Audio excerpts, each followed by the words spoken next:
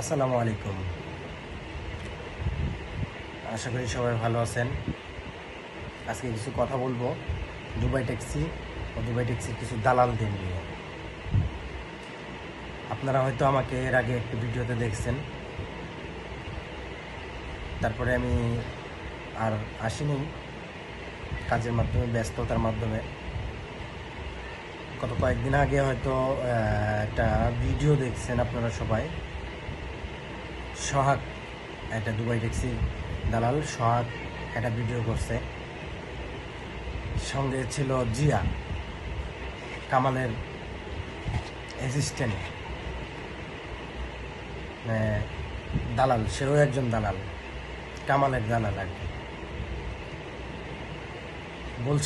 সে বলছিল যে কিছু ছেলেপেলে নাকি আছে, তারা নাকি সারাক্ষণ নেশা করে, ইনকাম করবে কিভাবে, নেশা নিয়ে পড়ে থাকে, এই সে।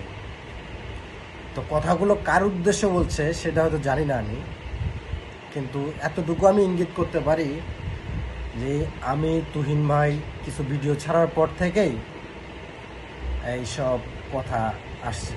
তার মানে হয়তো বা উদ্দেশ্যটা একজনকে না হইলেও মানে আমাদের দিকে ইঙ্গিত করা হয়েছে। তো বলি ভাই, সারাদিন তো মাল নিয়েই পড়ে থাকো, মাইয়া নিয়ে পড়ে থাকো আর মাল নিয়ে পড়ে থাকো, দালালি ব্যবসা চুদাও আর মাইয়া নিয়ে ঘুরে বেড়াও। হ্যাঁ, কামাই কইরা দেখ, দুবাই ট্যাক্সিতে ইনকাম কর, ড্রাইভিং কর, ইনকাম কর, তখন বুঝবি যে মানুষের কি ক্ষতিটাই না তোরা করস, কি ক্ষতিটাই না মানুষের করস তোরা।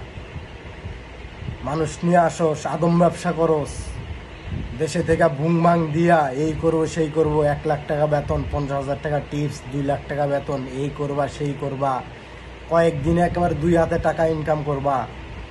হ্যাঁ, আনস্ত হুজুম বাজুম দিয়া নিয়ে আসস, আইন না এরপরে না বিপদে ফালাস তোরা।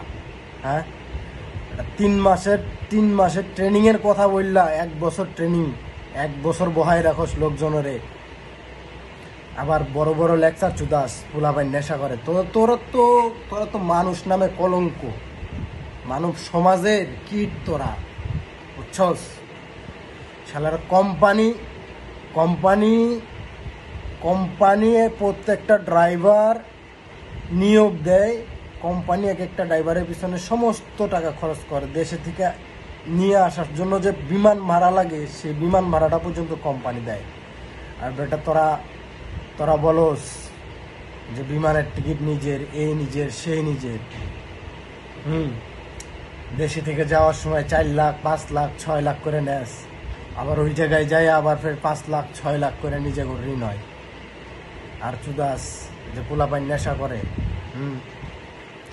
তো করে কি কইমু তোকে মানুষের জন্ম দেয়নি, বুঝছস? যদি মানুষের জন্ম দিত তাহলে মানুষের সমস্যা বুঝতি, বুঝছস? তোরা পদে পদে ব্যবসা করস, টয়েক টেস্টে ব্যবসা করস, থিওরিতে ব্যবসা করস, মেডিকেল আনফিট হলে ব্যবসা করস। হ্যাঁ, তারপরে স্কুলে ব্যবসা করস তোরা, তারপরে কি বলে আরটিএ টেস্টে, ম্যাপ টেস্ট, তারপরে থিওরি টেস্ট, সব জায়গায় তোরা ব্যবসা চুদাস। ব্যবসা ছাড়া তোরা আদম ব্যবসা ছাড়া কি শিখছস? শালা ব্রোকার, শালা দালাল। কত মানুষ যে তোদেরকে গালিগালাজ করে, তোদের কারণে তোদের বাবা মা, তোদের ভাই বোন সবাই গালি খায়, এই তোদের এই দালালি ব্যবসার কারণে। এই কথা কি জানোস তোরা? হ্যাঁ, তোরা নিজেরা খারাপ, সেই খারাপের কারণে তোদের বাবা মাকে পর্যন্ত গালিগালাজ করে মানুষজন। তোদেরকে গালিগালাজ করে লাভ নেই, তোরা জন্মগত খারাপ, তোরা দালাল। এক কথায় শেষ, দালালকে মানুষ যত কথাই বলুক তোদের গায়ে লাগবে না।